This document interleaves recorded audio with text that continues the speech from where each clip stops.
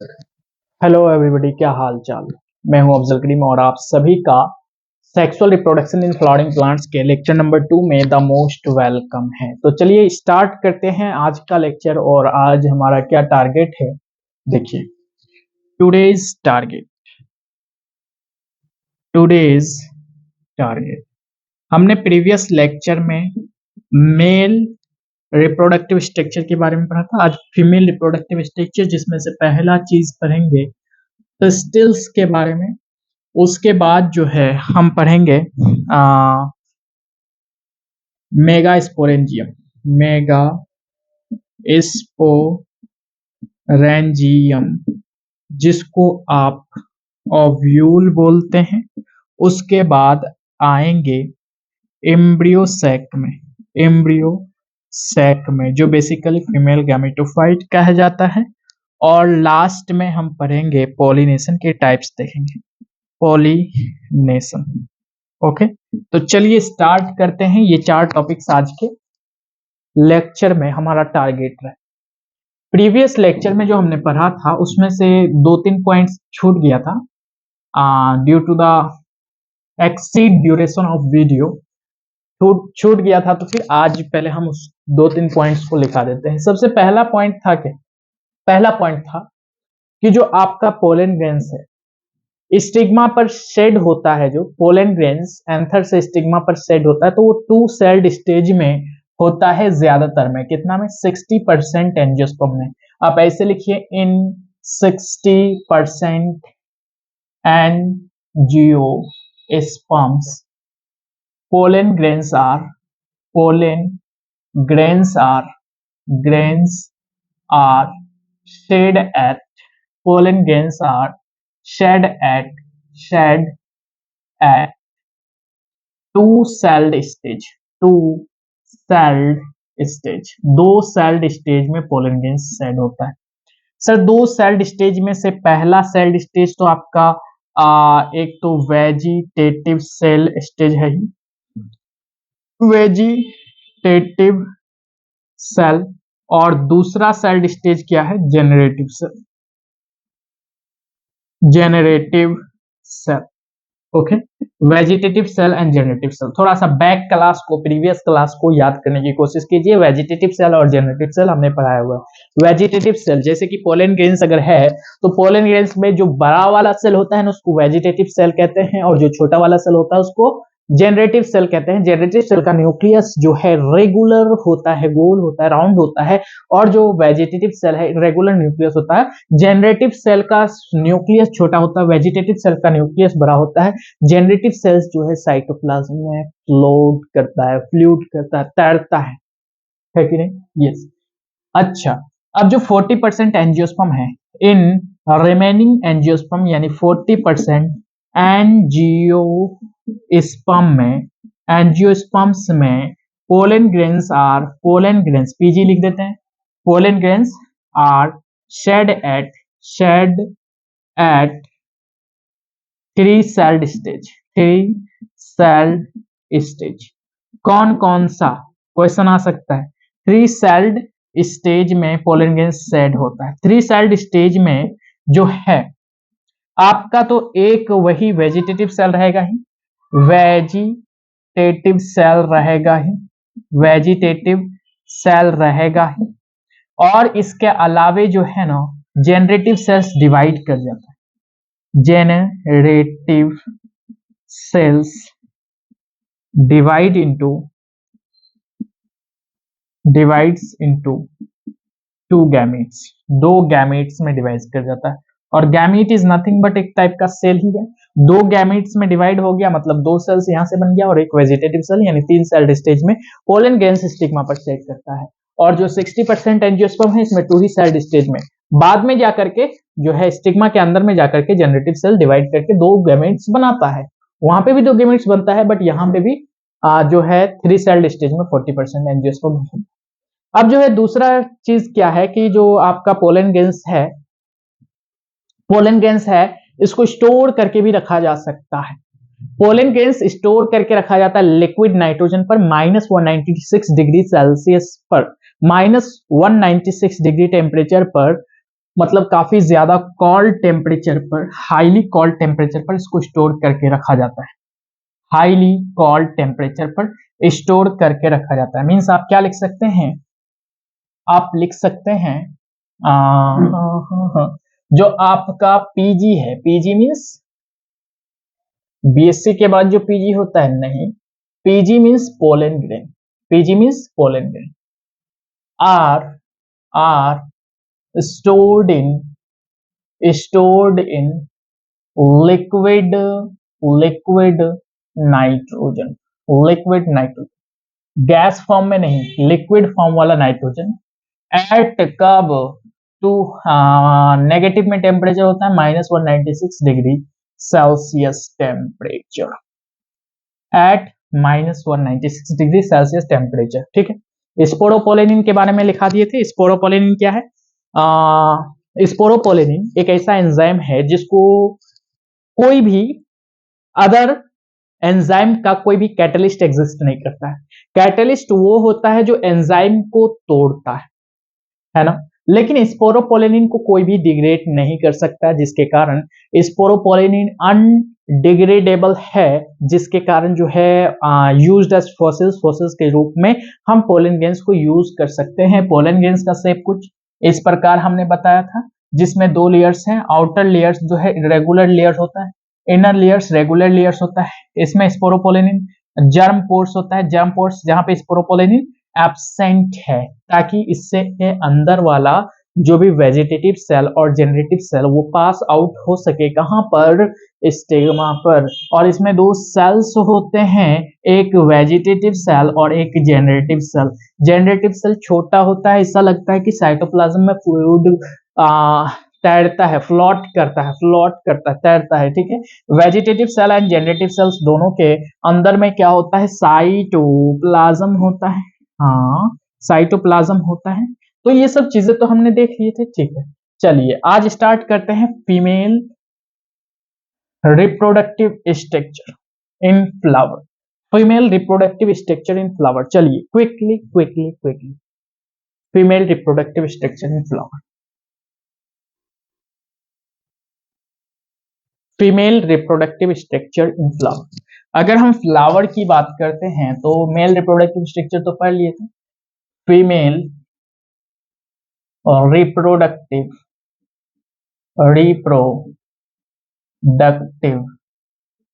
Structure in flower. Sir female reproductive structure flower में क्या है?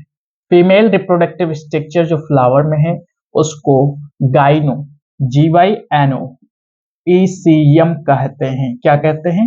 गाइनोईसियम। Female reproductive structure in flower को क्या बोला जाता है? गाइनोईसियम, गाइनोईसियम बोला जाता है। और इसी का यूनिट क्या है? Unit is called pistil. Pistil या फिर कार्पेल भी आप बोल सकते हैं। यूनिट को क्या बोलते हैं? पिस्टिल बोलते हैं, पिस्टिल बोलते हैं। पिस्टिल किसको बोलते हैं? यूनिट को। गाइनोईसियम का यूनिट क्या है? पिस्टिल है। गाइनोईसियम का यूनिट क्या है? पिस्टिल है। पिस्टिल का स्ट्रक्चर अगर ड्रॉ करें, pistil has three part. Pistil has three parts. Pistil has three parts. तीन parts होते हैं। कौन कौन से? देखिए, पिस्टिल के पास तीन parts होते हैं। देखिए, पिस्टिल ये है आपका structure of pistil, structure of pistil, structure of pistil. तीन parts होते हैं, जिसमें से पहला part का नाम स्टिग्मा, स्टिग्मा। पहला पार्ट क्या है? स्टिग्मा। दूसरा पार्ट ये वाला है जिसका नाम है स्टाइल, जिसका नाम क्या है? स्टाइल। और तीसरा पार्ट ये वाला है जिसका नाम है ओवेरी। क्या नाम है? Ovary, ovary. Stigma, style and ovary, stigma, style and ovary, stigma, style and ovary. Ovary के अंदर में ओवेरियन कैविटी होता है। कैविटी एक गुफा होता है जिसको आप ओवेरियन कैविटी कहते हैं। और ओवेरियन कैविटी में प्रेजेंट होता है ओव्यूल, इसी को मेगास्पोरेंजियम कहते हैं और इसी को फीमेल गैमेटोफाइट कहते हैं। Ovule with the help of placenta, ये जो है ओवेरी के वॉल से कनेक्टेड होता है। ये क्या हमने बनाया? Placenta, placenta. ठीक है, तो तीन पार्ट्स है, ये वाला एक पार्ट, दूसरा पार्ट स्टाइल और तीसरा पार्ट ओवेरी। तीन पार्ट्स है किसके, पिस्टल के तीन पार्ट्स है।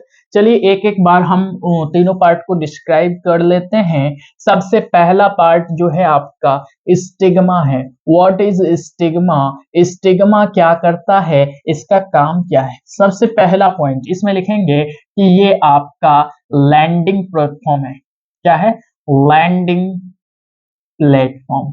प्लेटफॉर्म किसके लिए? फॉर पोलन ग्रेन्स के लिए। फॉर पीजी यानी पोलन ग्रेन्स के लिए। पोलन ग्रेन्स के लिए लैंडिंग प्लेटफॉर्म। पोलन ग्रेन्स के लिए क्या है? लैंडिंग प्लेटफॉर्म है। यानी पोलन ग्रेन्स जो है एंथर से आकर के यहीं पर शेड होता है, यहीं पर शेड होता है। लैंडिंग प्लेटफॉर्म कहां पर है? स्टिग्मा पर। सर दूसरा पार्ट क्या है? स्टाइल।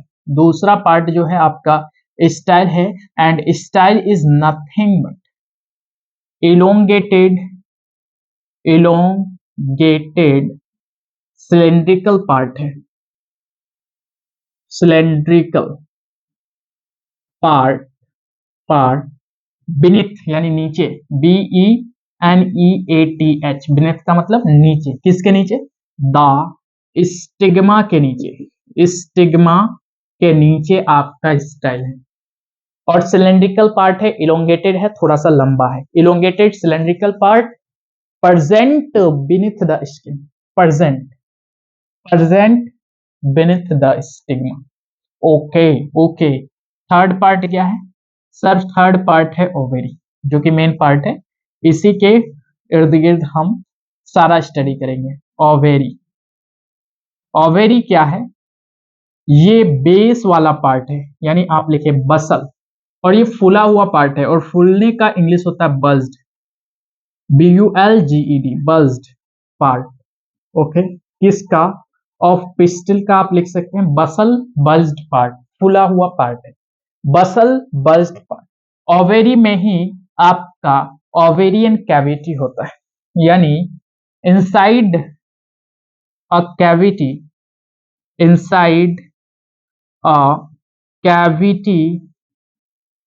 इज प्रेजेंट, जिसको क्या कहते हैं? कॉल्ड, जिसको आप बोल सकते हैं ओवेरियन कैविटी।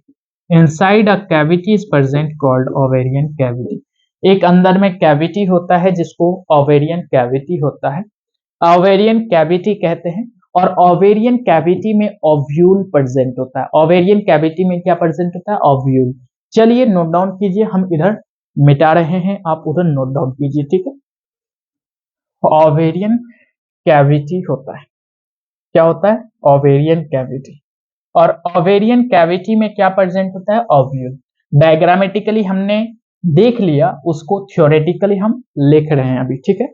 समझाने वाली क्या बात है। ओवेरी के अंदर में आपका ओवेरियन कैविटी होता है। ओके। ओव्यूल इज प्रेजेंट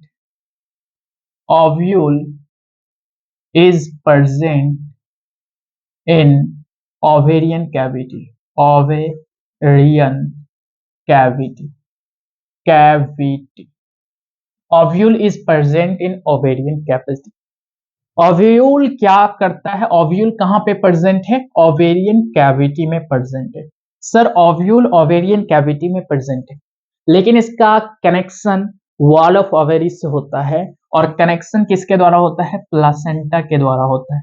तो लिखिए प्लासेंटा में एक पॉइंट कि ये कनेक्ट करता है। ये क्या करता है? कनेक्ट करता है द ओव्यूल को विथ ओवेरियन वॉल से। विथ ओवेरियन वॉल से connect the ovule with ovarian wall. ये जो प्लेसेंटा है ये कनेक्ट करता है ओव्यूल को ओवेरियन वॉल से। Connect the ovule with ovarian wall. Connect the ovules with ovarian wall. Connect the ovules with ovarian wall. Sir flower जो है ना, फ्लावर, अगर हम बात करें इन फ्लावर, एक फ्लावर में क्या क्या हो सकता है? एक फ्लावर में क्या क्या हो सकता है? एक्चुअली हमने जो है एक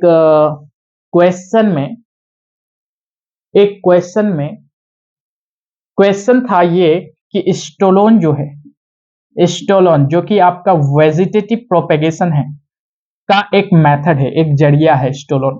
स्टोलोन क्या है? एक वेजिटेटिव प्रोपेगेशन का एक मेथड है।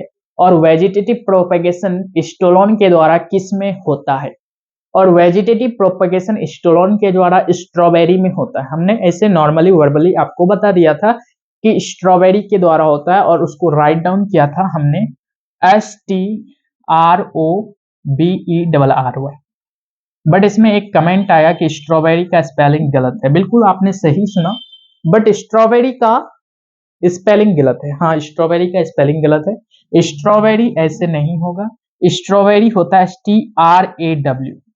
तो कभी कभी मिस्टेक हो जाता है, बट आप मीनिंग समझिए, आप मीनिंग समझिए। स्ट्रॉबेरी स्टोलन एक वेजिटेटिव प्रोपेगेशन का मेथड है जो कि स्ट्रॉबेरी में होता है। ओके, चलिए। तो फ्लावर में एक पिस्टिल भी हो सकता है और एक से ज्यादा पिस्टिल भी हो सकता है। अगर एक पिस्टिल है, यानी if one pistil is present, pistil present है, एक ही पिस्टिल है। एक पिस्टिल मतलब एक पिस्टिल, एक पिस्टिल मतलब एक पिस्टिल, मतलब एक ही स्टिग्मा स्टाइल ओवेरी। ठीक है, तो उसको बोलते हैं मोनोकार्पेलरी। क्या बोलते हैं? मोनोकार्पेलरी।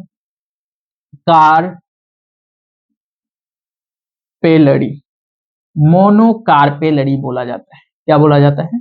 मोनोकार्पेलरी। यानी अगर एक ही पिस्टिल प्रेजेंट है, फ्लावर में एक पिस्टिल भी प्रेजेंट हो सकता है, एक से ज्यादा पिस्टिल भी प्रेजेंट हो सकता है, लेकिन अगर एक पिस्टिल प्रेजेंट है तो उसको मोनोकार्पेलरी बोलते हैं। और यहीं पे अगर more than one pistil is present, if more than one pistil is present, अगर एक से ज्यादा पिस्टिल प्रेजेंट है तो इसको क्या बोलते हैं? Multi carpellary. इसको क्या बोला जाता है? Multi carpellary. मल्टी कार्पेलरी इसको बोला जाता है, मल्टी कार्पेलरी। और मल्टी कार्पेलरी में दो सिचुएशंस देखने को मिलता है। अगर एक पिस्टिल प्रेजेंट है तो मोनोकार्पेलरी, और एक से ज्यादा पिस्टल्स प्रेजेंट है तो क्या होगा? Multi carpellary. एक पिस्टिल मोनोकार्पेलरी, और एक से ज्यादा पिस्टिल मल्टी कार्पेलरी। अब जो है मोनोकार्पेलरी तो ठीक है, कोई दिक्कत नहीं है कि एक ही पिस्टिल है, और एक पिस्टिल का अरेंजमेंट अलग अलग नहीं हो सकता, एक ही टाइप का हो सकता। लेकिन अगर एक से ज्यादा पिस्टिल प्रेजेंट है, दैट मीन्स कि फ्लावर को हम मल्टी कार्पेलरी बोलेंगे। बिल्कुल ठीक है, मल्टी कार्पेलरी बोलिए, कोई दिक्कत नहीं। मल्टी कार्पेलरी में एक से ज्यादा पिस्टिल्स होता है। अब कंडीशन ये है कि एक से ज्यादा पिस्टल है तो एक जगह गट्ठा बांध करके भी हो सकता है, या फिर आपका फ्री भी हो सकता है। फ्री कहने का मतलब कि अलग अलग सेग्रीगेटेड। मल्टी कार्पेलरी अगर फ्री हुआ, इफ, ओके। और दूसरा केस क्या हो सकता है? इफ फ्री का मतलब समझिए कि फ्री है, फ्री मतलब एक दूसरे का टचिंग नहीं है, एक दूसरे का टचिंग नहीं है। और दूसरा टच किया हुआ, यानी इफ अगर फ्यूज्ड है, और फ्यूज्ड है जब मल्टी कार्पेलरी, तो इसको बोलते हैं सिन कार्पस।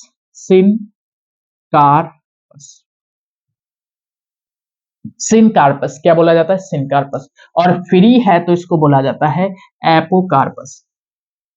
APOCAR पस, एपोकार्पस, POUS, एपोकार्पस बोला जाता है। क्या बोला जाता है? एपोकार्पस। एपोकार्पस यानी कि अगर आपका पिस्टिल फ्यूज्ड है, फ्यूज्ड है तो सिन कार्पस, सिन का मतलब ही है फ्यूज्ड, सिन का मतलब ही होता है फ्यूज्ड। सिनोसाइटिक, सिनोसाइटिक मतलब मल्टी न्यूक्लिएटेड कंडीशन जब देखने को मिलता है तो उसको सिनोसाइटिक बोलते हैं। और सिन वहां पे स्पेलिंग थोड़ा सा दूसरा दिया हुआ है, बट ये वाला सिन का भी मतलब फ्यूज्ड होता है।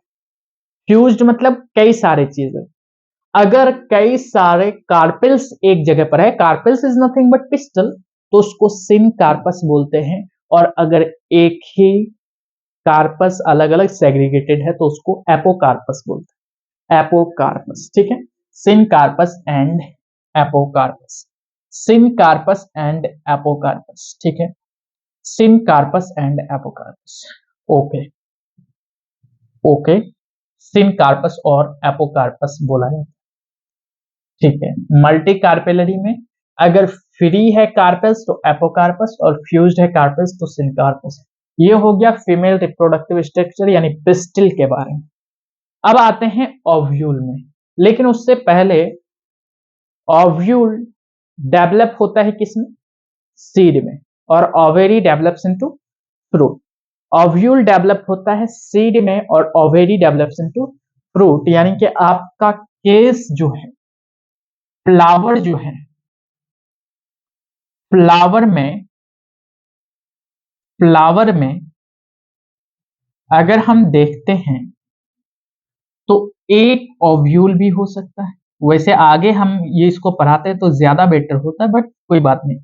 एक ओव्यूल हो सकता है या फिर मोर देन वन ओव्यूल हो सकता है ना? More than one. अगर एक ओव्यूल है मतलब उसमें सीड भी एक ही बनेगा, और एक सीड वाला जितने भी सारे एग्जांपल्स है, जैसे कि आपका गेहूं हो गया, गेहूं मान लीजिए, जिस वेट वेट मतलब गेहूं, पैडी मतलब गेहूं, वेट मतलब धान होता है ना, गेहूं। चलिए कोई बात नहीं, वेट और पैडी हो गया। पैडी मतलब धान होता है, वेट मतलब गेहूं होता है। उसके बाद आपका मैंगो हो गया, मैंगो मान लीजिए। और क्या मान सकते हैं?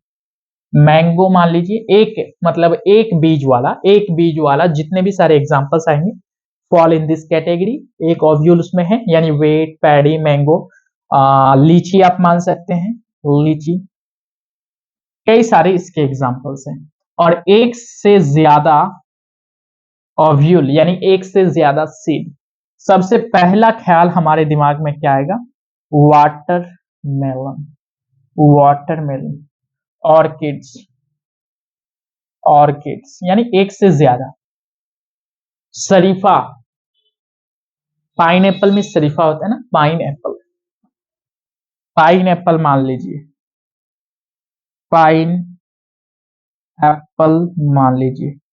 आप उसके अलावे आप क्या मान सकते हैं? पपाया मान सकते हैं, पपाया। इसमें मल्टी ओव्यूल्स है, एक ओव्यूल नहीं है, एक से ज्यादा ओव्यूल है।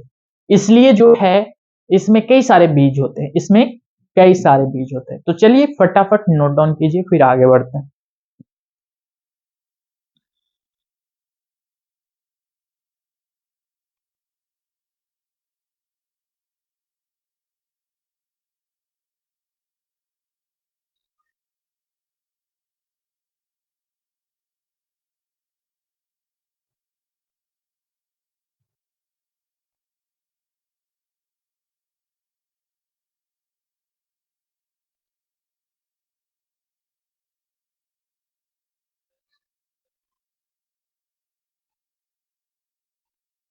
चलिए अब आगे आते हैं मेगा स्पोरेंजियम यानी ओव्यूल की चर्चा करें।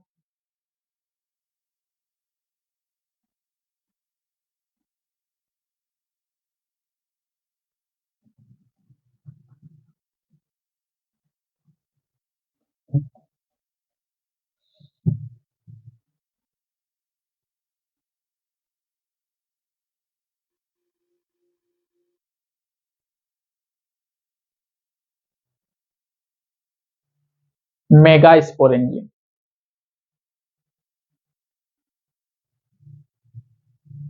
मेगा स्पोरेंजियम, जिसको आप बोलते हैं ओव्यूल। अगर हम डायग्राम बनाएं तो डायग्राम इस तरीके से बना सकते हैं।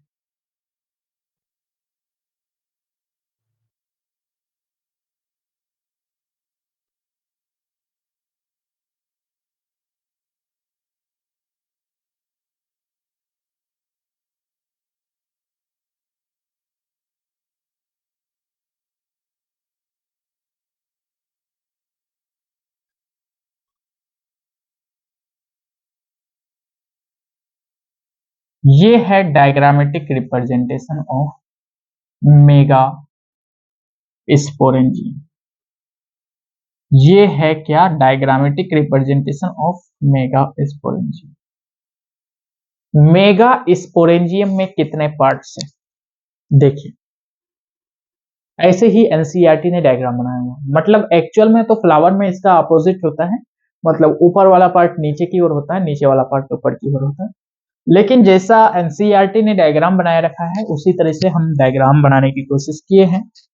और इसमें जो है ये वाला part, this is not a part of ovule, but हमने बना दिया है, इसको बोलते हैं फनिकल। फनिकल और जंक्शन को बोलते हैं हाइलम। आगे एक एक चीजों के बारे में जब हम लिखाएंगे तो सारी चीजें लिखाएंगे, ठीक है। ये वाला जो ओपनिंग है इसको बोला जाता है माइक्रोपाइल। माइक्रोपाइल। और ये वाला एंड को माइक्रो पाइलर एंड बोलते हैं। और माइक्रोपाइलर एंड के अपोजिट में होता है चलाजल। चलाजल एंड, माइक्रोपाइलर एंड के अपोजिट में होता है चलाजल एंड। जैसे जैसे हम सीक्वेंस में लिखते हैं उसी सीक्वेंस में उसी पैटर्न पर आप लिखेंगे तो डेफिनेटली आपको हर एक चीजें याद रहेंगी। ये दोनों इंटेग्यूमेंट्स है, क्या है, इंटेग्यूमेंट्स। इंटेग्यूमेंट्स यानी जो प्रोटेक्ट करता है, प्रोटेक्टिव इन्वॉल्वमेंट। और ये मास ऑफ सेल जिसको न्यूसेलस बोलते हैं, न्यूसेलस। और ये जो हमने बीच में बताया है न्यूसेलस चारों तरफ है मास ऑफ सेल, और बीच में जो बनाया है यही है एक्चुअल में फीमेल गैमेटोफाइट जिसका नाम है एम्ब्रियो सेक। एम्ब्रियो सेक, फीमेल गैमेटोफाइट यानी कि एम्ब्रियो सेक। चलिए आइए डिटेल से एक एक पॉइंट के बारे में लिखते हैं।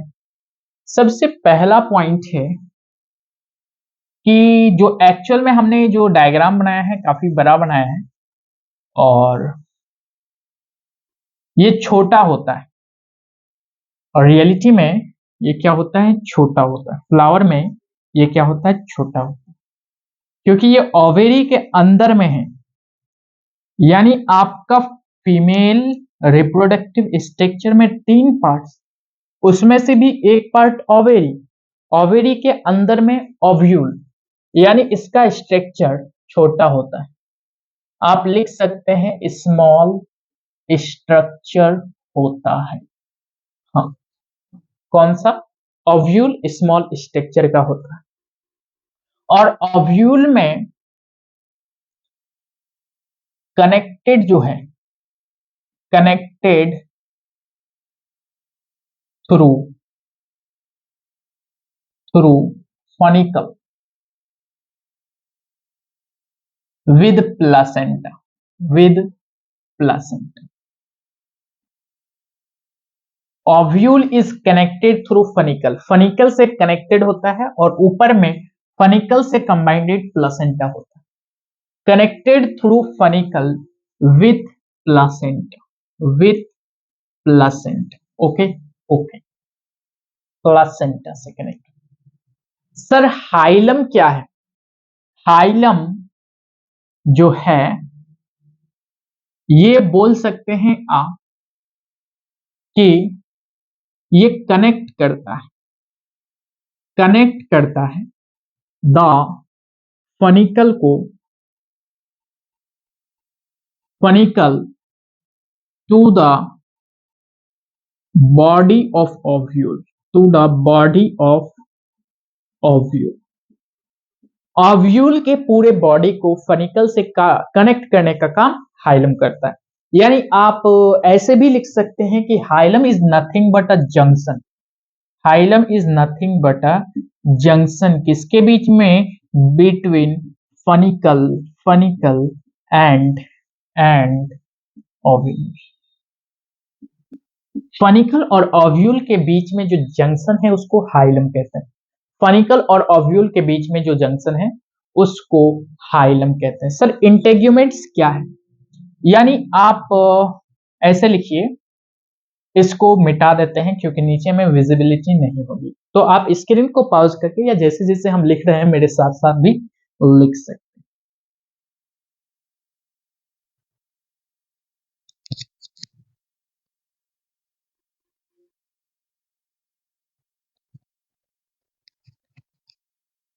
जो आपका न्यूसेलस है, न्यूसेलस क्या होता है आगे लिखाएंगे, बट न्यूसेलस जो है is enclosed by two, one और टू, बाई, कभी कभी वन भी हो सकता है या फिर टू भी हो सकता है, envelops।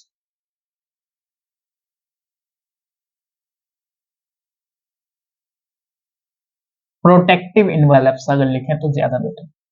प्रोटेक्टिव, प्रोटेक्टिव इन्वेलप्स, जिसको क्या बोलते हैं, called integuments,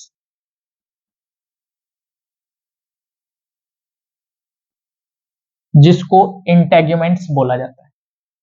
nucellus is enclosed by one और टू प्रोटेक्टिव, प्रोटेक्टिव इन्वेलप, जिसको इंटेग्यूमेंट। सर क्या दो ही होगा, तीन भी हो सकता है, हमने एक आइडिया लिखा है, वन और मोर अगर लिखते तो ज्यादा बेटर होता।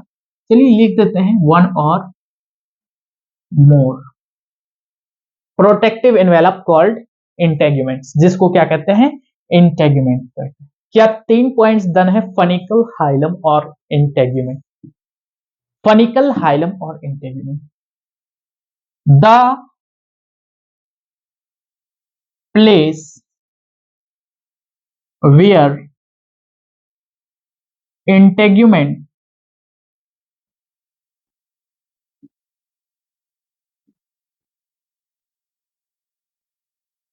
absent are called micropyle, are called micropyle, यानी ऐसा जगह जहां पे आपका इंटेग्यूमेंट्स एब्सेंट होता है उसको क्या कहते हैं, माइक्रोपाइल कहते हैं। The place where integument are absent are called micropyle. Okay, और माइक्रोपाइल की तरफ क्या है, माइक्रोपाइलर एंड, यानी कि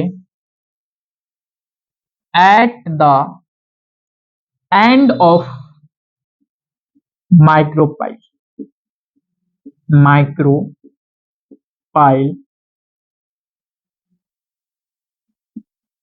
micropylar, pyle called micropylar end, called micropylar and opposite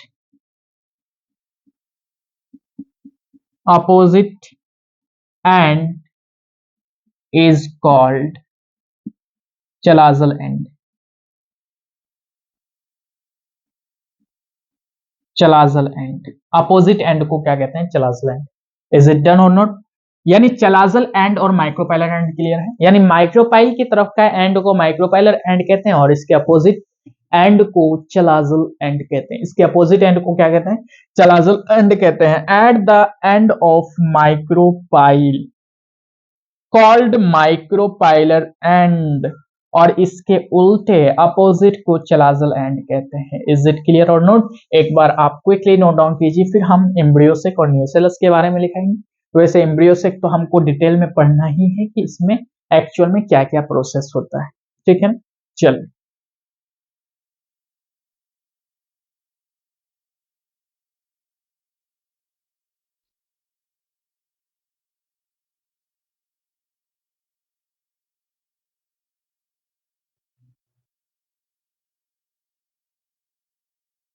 हो गया क्या, एक बार न्यूसेलस के बारे में भी लिख लेते हैं।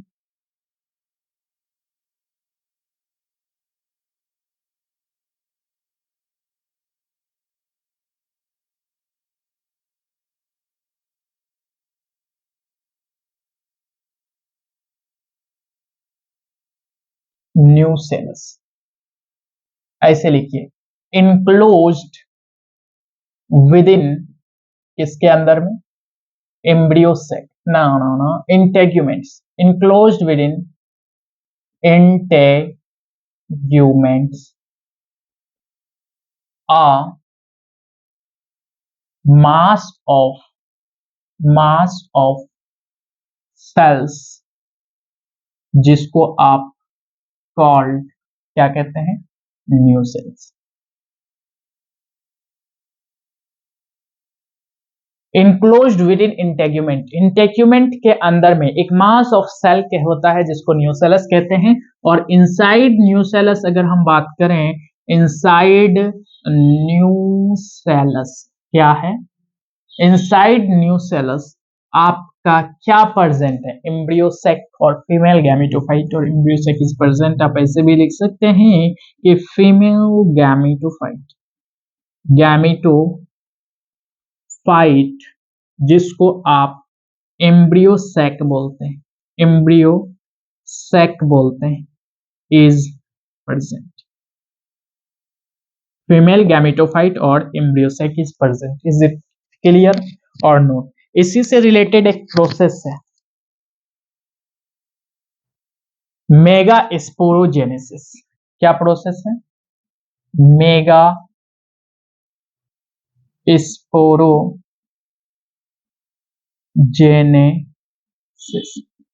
आप लिख सकते हैं the process of formation of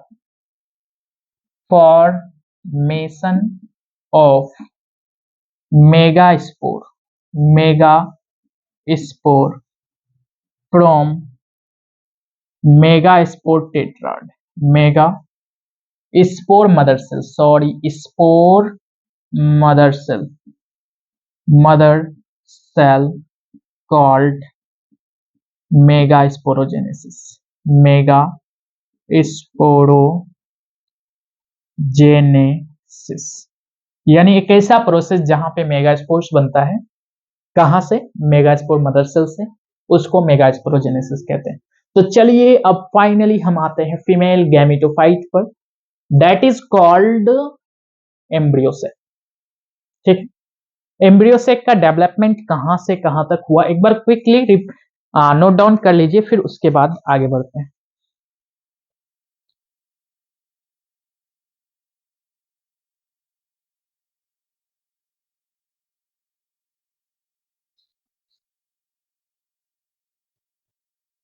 हो गया क्या? चलिए सर, फीमेल गैमेटोफाइट यानी एम्ब्रियोसेक का डेवलपमेंट कैसे कैसे हुआ?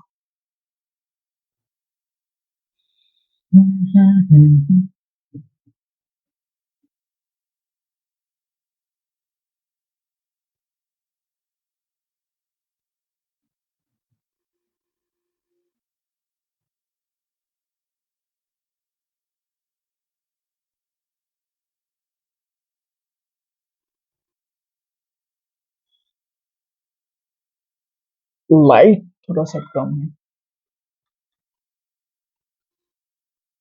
ठीक है, अब ठीक है, अब ठीक। कहां पर थे, फीमेल गैमेटोफाइट, फीमेल गैमेटोफाइट जिसको आप एम्ब्रियोसेक बोलते हैं,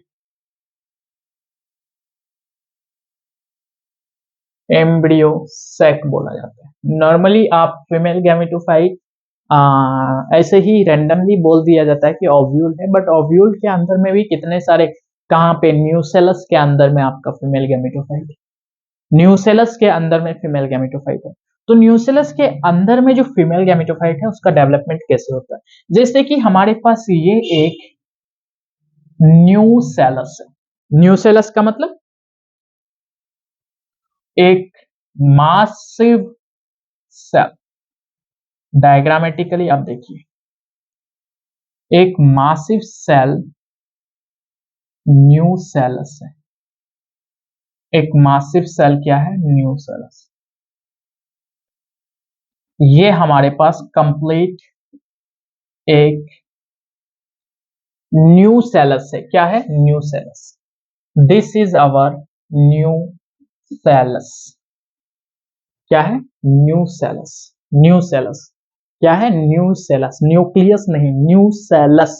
NUCELLUS, new cells. This is new cells. और इस न्यू सेलस के अंदर में एक कई सारे सेल्स होते हैं, लेकिन एक सेल प्रॉपर डेवलप करता है, थोड़ा सा बड़ा होता है, जिसको आप बोल सकते हैं MMC। और MMC क्या होता है? Megaspore mother cell. MMC क्या होता है? Megaspore mother cell. MMC megaspore mother cell, इसका फुल फॉर्म है मेगा स्पोर मदर सेल यहाँ पे। ठीक है। और मियोसिस जो है, मियोसिस 1 एंड मियोसिस 2, दो स्टेप्स में मियोसिस होता है। वैसे आपका cell cycle and cell division chapter class 11th का नहीं पढ़ाया गया है। आई थिंक आपने पढ़ा है तो आपको समझ में आता होगा कि मियोसिस दो टाइप के होते हैं, मियोसिस 1 एंड मियोसिस 2। और मियोसिस 1 भी कई सारे स्टेजेस में 4 स्टेजेस में कंप्लीट होता है, प्रोफेज, मेटाफेज, एनाफेज, टेलोफेज, है ना। तो मियोसिस 1 एंड मियोसिस 2, मियोसिस 1 वो मियोसिस है जहां पे रिडक्शनल डिवीजन होता है, क्रोमोसोम नंबर आधा होता है। बट मियोसिस 2 में क्रोमोसोम नंबर आधा नहीं होता है। Meiosis 2 is just like a mitotic division. तो आफ्टर मियोसिस 1 एंड मियोसिस 2, यानी आप क्या लिखिए? आफ्टर, जब इसमें मियोसिस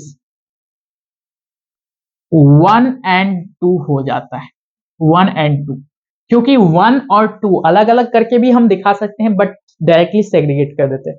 अगर मियोसिस 1 होगा तो micro megaspore mother cell जो है दो सेल्स में डिवाइड हो जाएगा। कितने सेल्स में? दो सेल्स में डिवाइड हो जाएगा। अच्छा, और मियोसिस 2 के बाद फिर से ये दो सेल्स फाइनली जो है एक एक सेल फिर से दो सेल्स का गठन कर लेगा, यानी कि ये जो है आफ्टर मियोसिस 2 चार सेल्स बन जाएगा। ये मियोसिस 1 में बनेगा और ये मियोसिस 2 में बनेगा। मियोसिस 1 में दो सेल्स और मियोसिस 2 में दो सेल इससे दो सेल इससे, यानी चार सेल्स बनेगा। तो मियोसिस 1 एंड 2 का फाइनल रिजल्ट लिखते हैं कि ये हमारे पास जो है न्यू सेलस है। क्या है? New cells. हाँ, न्यू सेलस है। और न्यू सेलस के अंदर में जो आपका MMC है, MMC means megaspore mother cell है, ये चार सेल्स में डिवाइड हो गया है। कितने सेल्स में? चार सेल्स में डिवाइड हो गया। चार सेल्स में डिवाइड हो गया। कितने सेल्स में डिवाइड हो गया है? चार सेल्स में। चार सेल्स, चार सेल्स में डिवाइड हो गया। मियोसिस हुआ 1 तो दो सेल और मियोसिस 2 तो दो सेल। ये हमने ऐसे ही रैंडमली एक डायग्राम टिकली आपको समझाया कि चार सेल्स में डिवाइड हो गया, 1 2 3 4। ओके, ठीक, इसको मिटा देते हैं।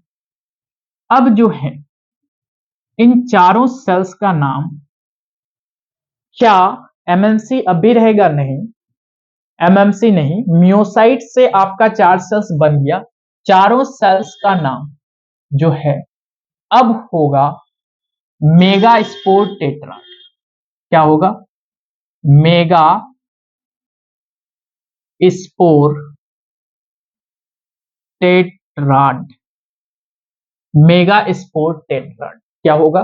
Mega spore tetrad. और टेट्राड का मतलब होता है चार, जिसमें से 3 मेगा स्पोर। कितना मेगा स्पोर? 3 मेगा स्पोर जो है डीजेनरेट कर जाएगा, नष्ट हो जाएगा। क्या कर जाएगा? डीजेनरेट कर जाएगा, डीजेनरेट कर जाएगा मतलब नष्ट हो जाएगा। कितना मेगा स्पोर? 3 mega spore. और जो 1 मेगा स्पोर बचेगा यही आगे के फंक्शंस को प्रोसीड करेगा, यानी 1 मेगा स्पोर आपका फंक्शनल रहेगा। क्या रहेगा? फंक्शनल रहेगा। एक मेगास्पोर आपका फंक्शनल रहेगा। 3 मेगास्पोर्स डिजेनरेट कर गया और एक मेगास्पोर्स क्या रह गया, फंक्शनल रहेगा। 3 मेगास्पोर डिजेनरेट कर गया और एक मेगास्पोर फंक्शनल रह गया। ओके सर, हुआ क्या, इस घटना को हम अगर लैंग्वेज में लिखें तो कैसे लिख सकते हैं? इस घटना को थ्योरेटिकली अगर लिखें तो कैसे लिख सकते हैं? आप लिखिए कि ऑल ओवर इस घटना में हुआ है। आप ऐसे लिख सकते हैं कि इन megaspore mother cell, megaspore mother cell after meiosis 1 and 2, meiosis 1 और 2 के बाद क्या हुआ, develops into megaspore tetrad, develops into किस में, मेगास्पोर टेट्राड में, मेगा स्पोर टेट्राड में डेवलप हो, और मेगास्पोर टेट्राड में डेवलप होने के बाद इन विच, जिसमें से 3 मेगा स्पोर्स, यानी आप लिखिए 3 मेगा स्पोर डिजेनरेट करेगा, 3 megaspore degenerates and 1 mega spore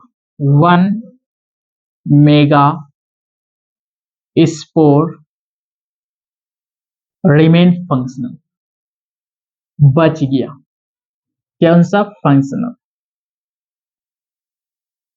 1 mega spore functional बच गया। सर 1 मेगा स्पोर को पर्सनली अगर बनाया जाए तो ये 1 मेगा स्पोर है और ये साइज में ग्रो करता है, यानी आफ्टर डेवलपमेंट डेवलप करता है, क्या करता है, डेवलपमेंट, और साइज में बड़ा हो जाता है।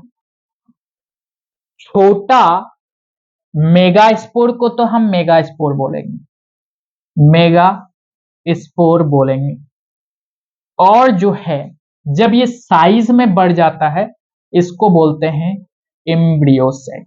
क्या बोलते हैं, एम्ब्रियोसेक।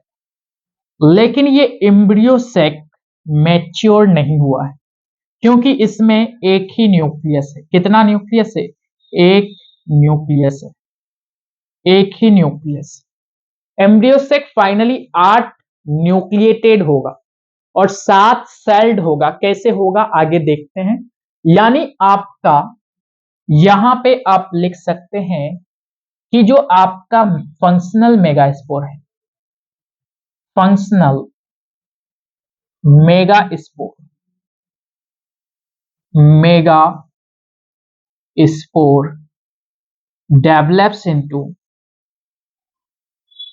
डेवलप्स इनटू किस में डेवलप हो गया,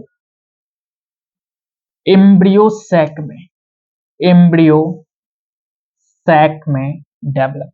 functional megaspore develops into 1 nucleated embryo sac. अगर 1 न्यूक्लिएटेड लिखे तो ज्यादा बेटर होगा। Functional megaspore develops into 1 nucleated embryo sac. Okay चलिए आगे बढ़ते हैं, आगे बढ़ते हैं। सर एक न्यूक्लिएटेड एम्ब्रियोसेक हो गए। अब इसमें होता है माइटोटिक डिवीजन। माइटोटिक डिवीजन कब होता है, जनरल सेल्स का नंबर इंक्रीज करने के लिए माइटोटिक डिवीजन होता है। सेल्स का नंबर इंक्रीज करने के लिए माइटोटिक डिवीजन होता है।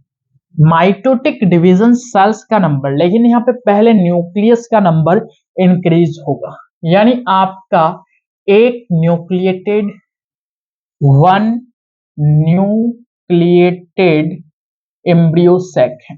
ओके अब इसमें होगा माइटोटिक डिवीजन, एक से बनेगा 2 न्यूक्लिएटेड, कितने न्यूक्लिएटेड बनेंगे?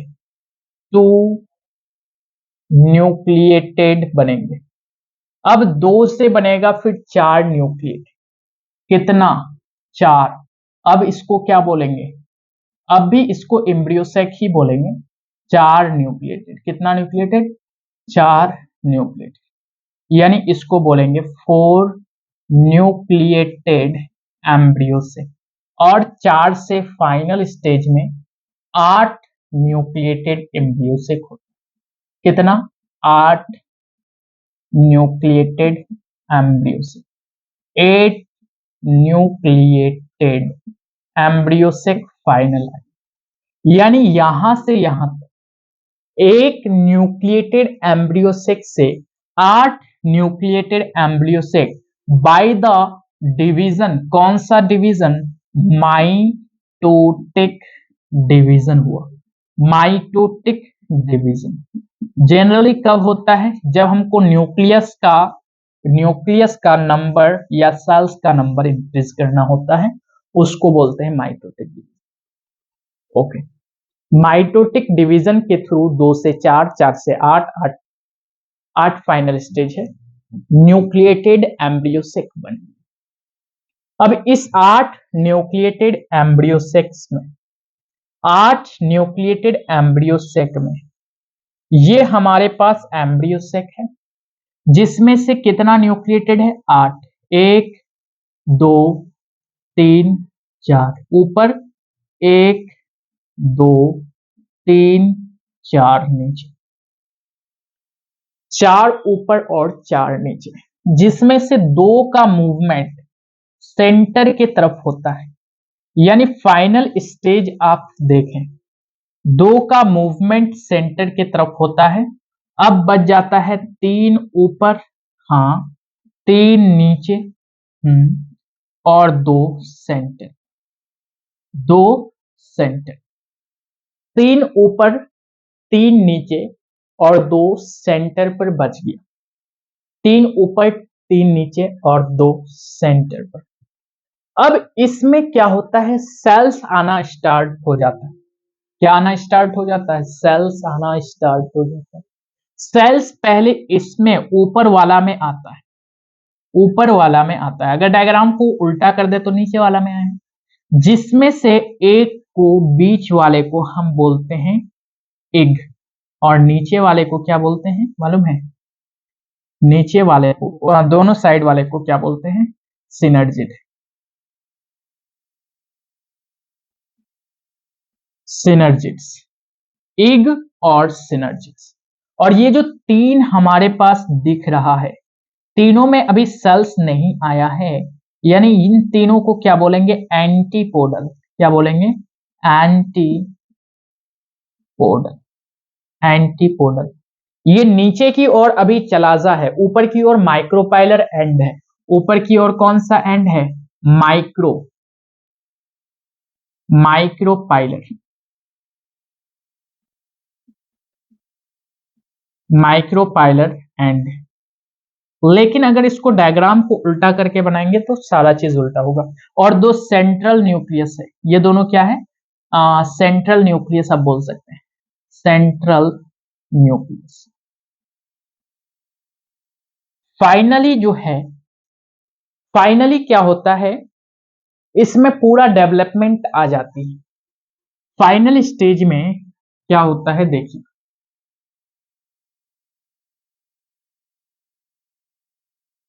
फाइनल स्टेज में आप देख सकते हैं कि जब हम एम्ब्रियोसेक का डायग्राम बनाते हैं, अब की बार जो है माइक्रोपाइलर एंड नीचे लेते हैं। माइक्रोपाइलर एंड नीचे लेते हैं। तो माइक्रोपाइलर एंड नीचे लिए तो माइक्रोपाइलर एंड में क्या है? 3 सेल्स है और तीनों का सेल वॉल का फॉर्मेशन हो गया है। हाँ, तभी तो तीनों सेल, जिसमें से बीच वाला क्या है? एग है, और दोनों साइड वाला क्या है? सिनर्जिड। सिनर्जिड्स। सिनर्जीज में होता है फिलीफॉर्म एपैरेटस। क्या होता है? Filiform apparatus. फिलीफॉर्म एपैरेटस बाद में डेवलप होता है जैसे जैसे मतलब टाइम बढ़ते जाता है। और जो तीन इधर था एंटी साइड पर, किसके? माइक्रोपाइलर एंड के, इसको एंटीपोडल सेल्स बोला जाता है, या फिर आप सिंपल एंटीपोडल्स बोल सकते हैं, एंटीपोडल्स। और सेंटर पर दो सेल्स रह जाता है, सेंट्रल सेल जिसको बोलते हैं, सेंट्रल सेल। ये है final diagram of embryo sac. ये है final diagram of embryo sac. Embryo sac का फाइनल डायग्राम यही है। यानी इसमें क्या हुआ, 6 of 8 nucleus, 8 nucleus, LEUS, surrounded by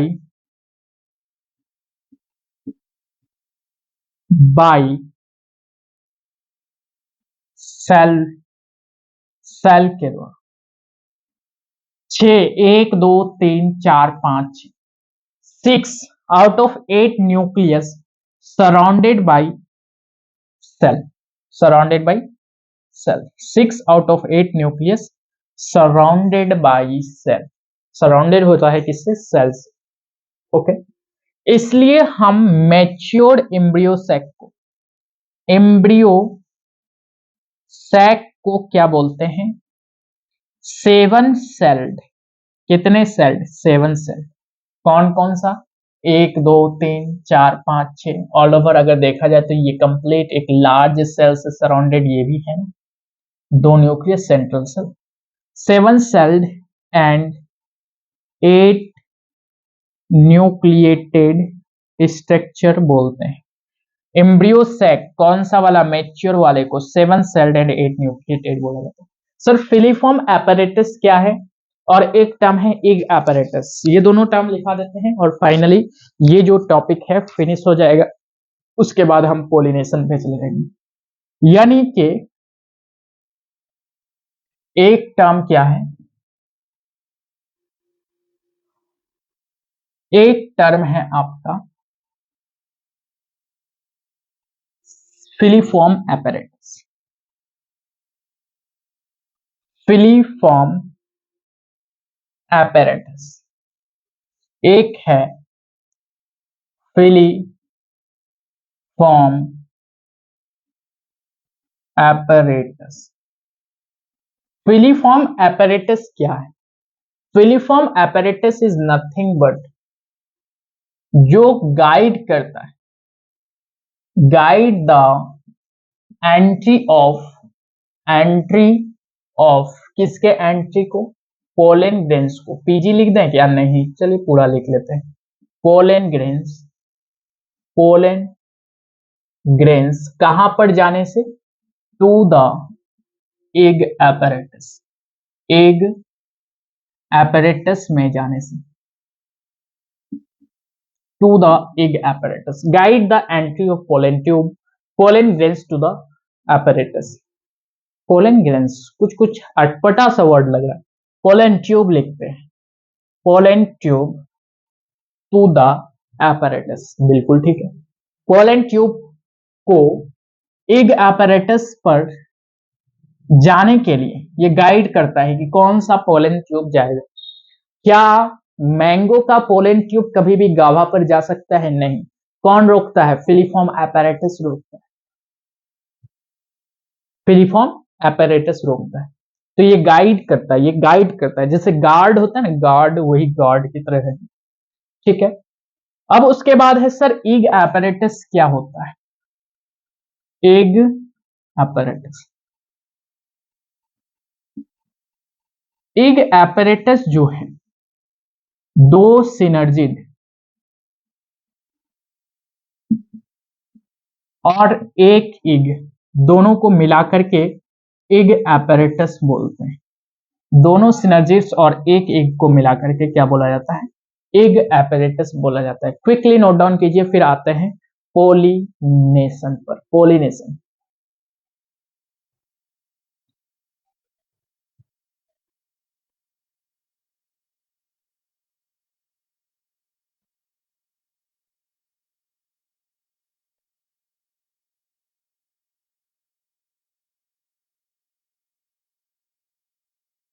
हो गया क्या?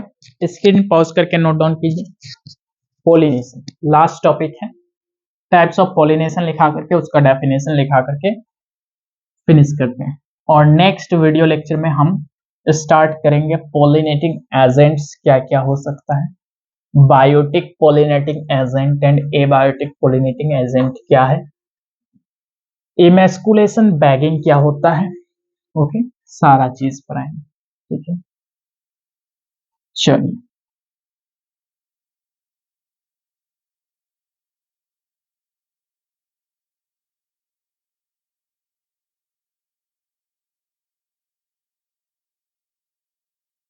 Pollination, pollination,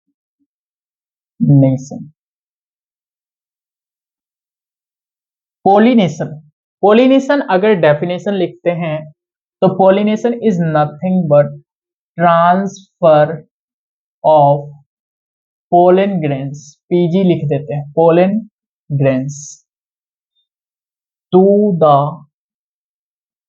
stigma, stigma, transfer of pollen grains from anther, anther लिख सकते हैं, या to the stigma of a pistil, of a pistil, एक पिस्टिल के स्टिग्मा से, PIS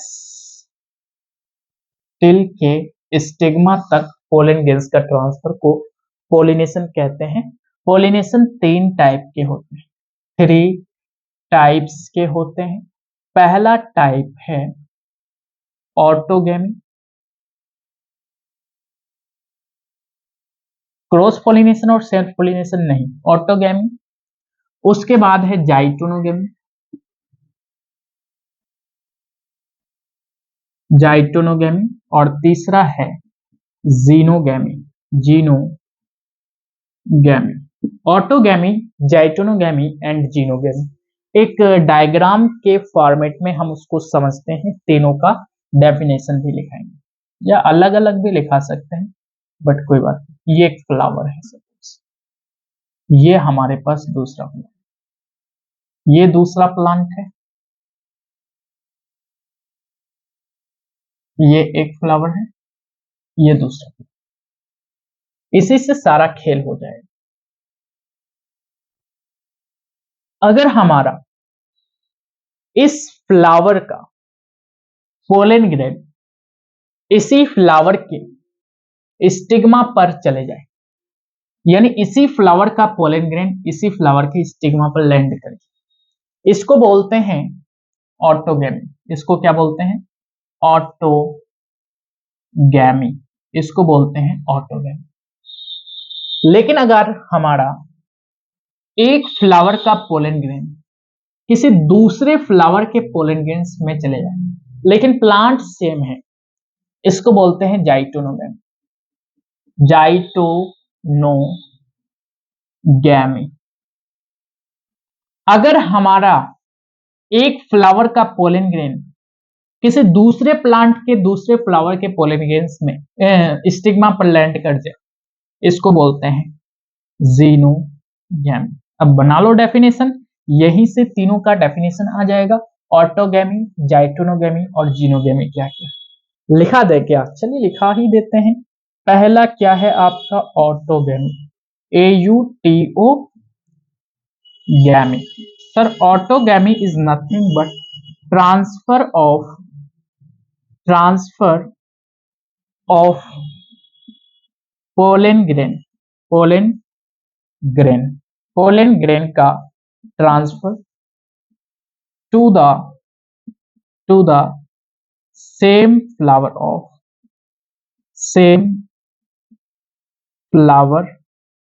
ऑफ स्टिग्मा, नहीं to the stigma of same flower, to the stigma of same flower, उसको क्या बोलते हैं? ऑटोगेमी बोलते हैं। दूसरा क्या है? जाइटोनोगैमी। लिखिए, transfer of pollen grains, okay, to the stigma of different flower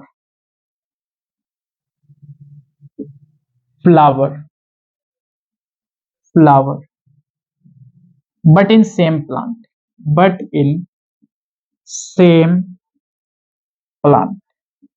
plant में।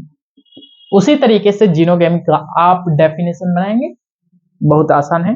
और जो है जाइटोनोगेमी को फंक्शनली क्रॉस पोलिनेशन बोला जाता है। फंक्शनली क्रॉस पोलिनेशन बोला जाता है। अब जो है आपका होमवर्क रहा कि जीनोगेमी का डेफिनेशन आप खुद बनाएंगे इसी के बेस पर, ओके, डायग्राम को देख करके, ठीक है। तो फिर मिलते हैं नेक्स्ट वीडियो लेक्चर में, तब तक के लिए ओके बाय।